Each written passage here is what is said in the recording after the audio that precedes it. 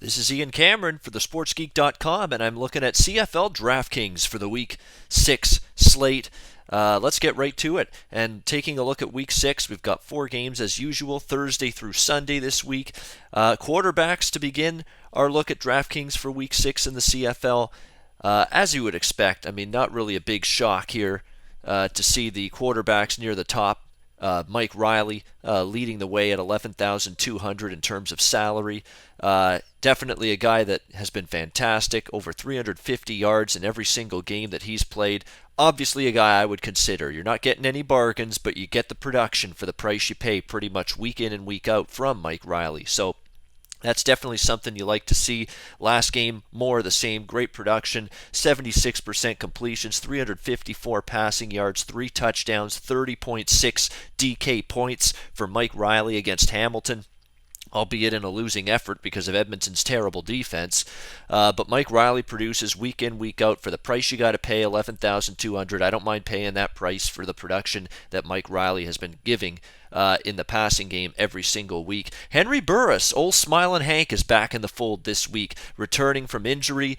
He will be the starting quarterback for the Ottawa Red Blacks on Sunday against the Toronto Argonauts. Trevor Harris, injured last week. He's out week to week. Brock Jensen filled in last week against Saskatchewan, but Henry Burris feeling better, feeling well enough to play, and he'll be the starter for the Red Blacks on Sunday night. He got injured, of course, in that opening game of the season against Edmonton back in Week 1. He had 15 DK points through just one half of football. Let's keep that in mind. He got injured early in the second half, so the fact he put up 15 DK points in one half of football against Edmonton, that's pretty good. He's worthy of consideration. Toronto's still dealing with some issues defensively in terms of personnel shuffling, a couple of injuries as well.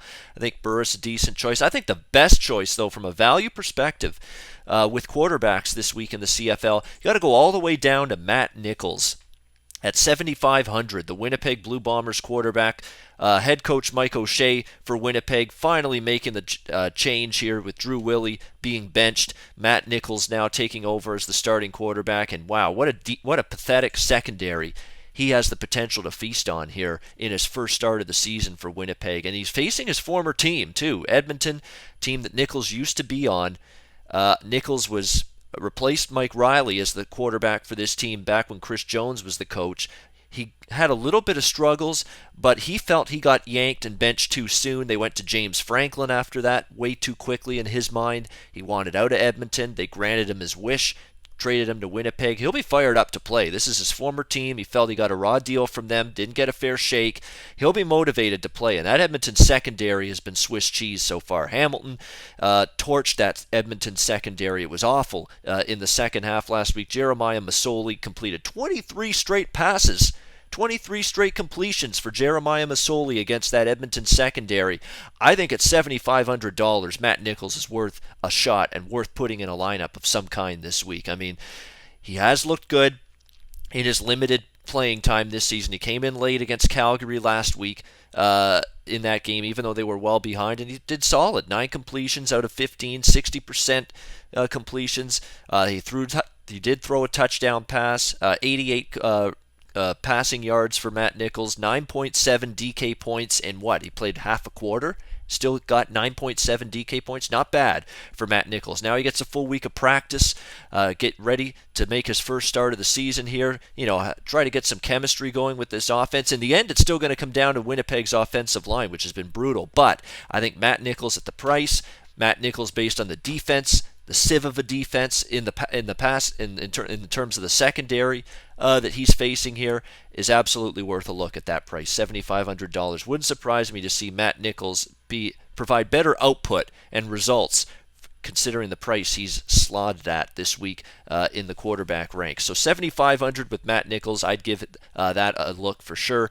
Let's move on to running backs. John White again, $7,500, top running back this week. Can't argue with it. John White He's done a pretty good job all season long producing on the ground for this Edmonton team. You look at the last game, 15.6 DK points, 17.9 DK points per game on average. Pretty good for a running back, if you ask me. So, 7,500, I'll pretty much always want to include him. Same goes with Jerome Messam of Calgary. He continues to produce pretty good results, 65 yards rushing last week. He's actually been better, Jerome Messam, and a little bit more productive at home than he has been on the road. And, of course, Calgary's hosting BC this week. Messam a good consideration at 7,100, 13.8 DK points per game from him. Anthony Allen of BC is likely going to be the running back for the Lions again this week. And I like what I've seen actually from Anthony Allen. He's a little bit lower in terms of cost. 6,400 is his salary. 19.2 DK points for him. He did have a touchdown last game against Saskatchewan, so Anthony Allen might be a little bit of a value selection, even against a pretty good Calgary defense. That Calgary defense still has a couple of guys that may or may not play on that defensive line, and that could be a vulnerable area that BC's running game could attack. And BC's leading the CFL in rushing the football so far this season. Number one in rush yards per game, over 107 yards per game on the ground for BC. So Anthony Allen might be worth a look there for sure. I think you got to look at Nick Grigsby for Ottawa. They've been using this guy quite a bit. 6,300, 11.1 DK points in his last game, 13.3 for the season. They do throw the football to him, and especially with Henry Burris, now the quarterback for this team for this game.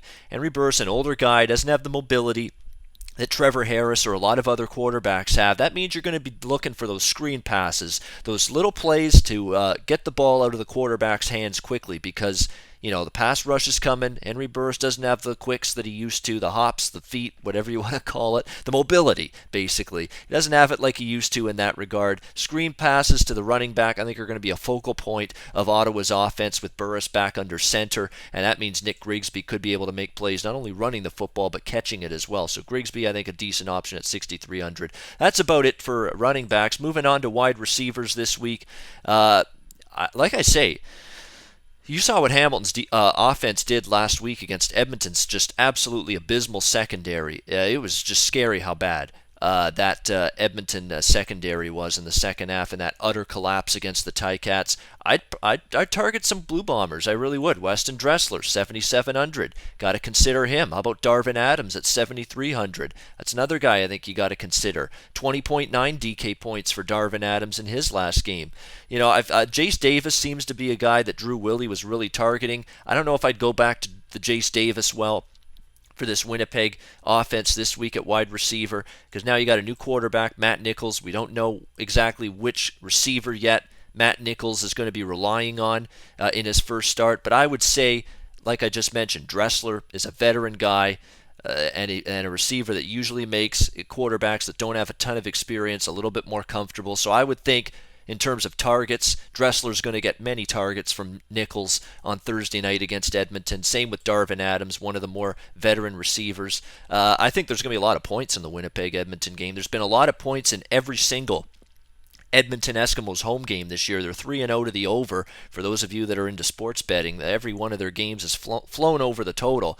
A suspect defense, but their own offense can put up points, and that's why it's no shock to see Adarius Bowman, top priced receiver, most expensive receiver this week, 11,000 for him. Darrell Walker, 10,400. But again, pretty much warranted, because you get very big production in the passing game just pretty much on a weekly basis from this Edmonton team. So definitely wouldn't surprise me to see them produce more pretty good numbers here. Like I say, I would target receivers from that Winnipeg-Edmonton game for sure. Maybe Saskatchewan too, because Montreal's defense surprisingly didn't really play that well against Toronto, and Toronto's offense had really struggled going into last week. So maybe Saskatchewan, Ricky Collins stands out as a guy maybe you want to look at 5,200, a real cheap price with him. Naaman Roosevelt continues to be Mr. Consistent. 8,800, his price is rising, but look at 35.2 DK points. I mean, instant rapport between Naaman Roosevelt last week and his new quarterback, Mitchell Gale, who is, of course, the quarterback for Saskatchewan right now with Darian Durant injured.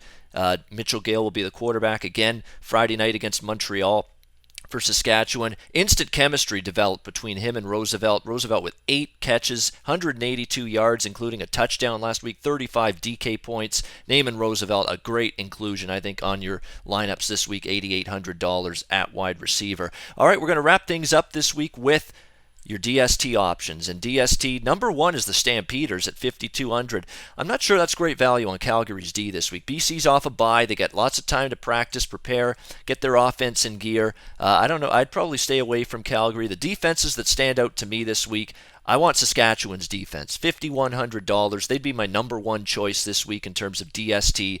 This Montreal offense, let's call it out for what it is. It's awful. They haven't scored more than 17 points now in 3 straight games. Doesn't matter who the quarterback is, Kevin Glenn, Rakeem Cato, Brandon Bridge, doesn't matter. The offensive line is in shambles. They can't protect for the quarterback. The cluster injury still at receiver with S.J. Green and Kenny Stafford out. Limited weapons in the passing game for Kevin Glenn outside of Duron Carter. It's just a litany of problems right now for Montreal on the offensive side of the football, and I think that's going to bode well for success for Saskatchewan and their stop unit. So I love that Saskatchewan defense as a DST option this week at $5,100. Really, the only thing else I would consider defensively other than that is maybe you look at the Lions at 5,000. I know Bo Levi Mitchell and that Calgary offense pretty good and pretty tough at home, but that BC defense just continues to play pretty well all season long. They'd be my second choice for DST this week if I had to make a second choice, but I think hands down, number one, the one I'd go with this week, Saskatchewan, as your DST and your CFL lineups this week at 5,100. I just that Montreal offense, they've had several weeks now to show signs of getting better, and it just doesn't seem to be happening. They continue to struggle to move the football, move the chains, and put up points. So I think Saskatchewan's defense might be able to have a big day on Friday night. All right, that's going to wrap things up. That's my look at CFL DraftKings for Week 6 for the sportsgeek.com. I'm Ian Cameron. We'll check back with you next week to look at Week 7 CFL DraftKings action.